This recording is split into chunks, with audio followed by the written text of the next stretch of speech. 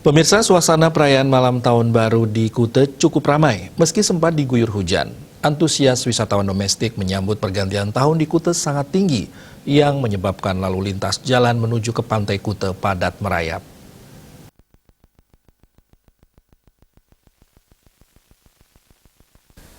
Suasana perayaan malam tahun baru di kawasan Kuta, khususnya di Jalan Pantai Kuta, terpantau cukup ramai oleh wisatawan domestik yang berlibur di Bali. Wisatawan yang ingin menikmati suasana pergantian tahun di Jalan Pantai Kuta membuat lalu lintas menuju Pantai Kuta padat merayap.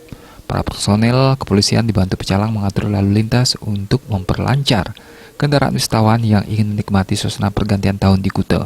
Lurah Kuta Ketut Suwana mengatakan, untuk pengawasan pergantian tahun di Pantai Kuta, Kelurahan Kuta berkoordinasi dengan Desa Adat Kuta, LPM, Babin Kamtibmas, Koramil Wilayah Kuta dalam pengamanan wilayah pantai dalam menyambut tahun baru 2022.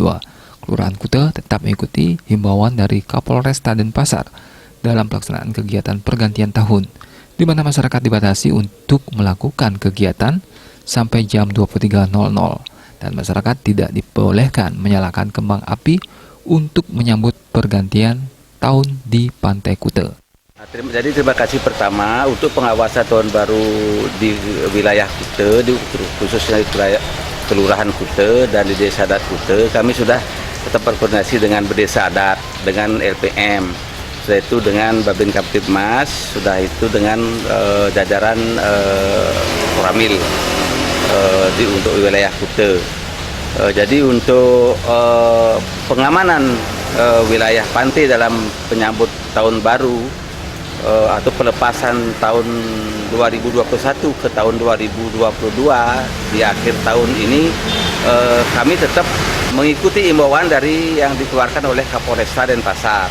Nah, untuk kegiatan petasan dan kembang api memang saran daripada atau instruksi dari Kapolresta Denpasar tidak ada kegiatan untuk kembang api dan petasan di wilayah Pantai Kuta.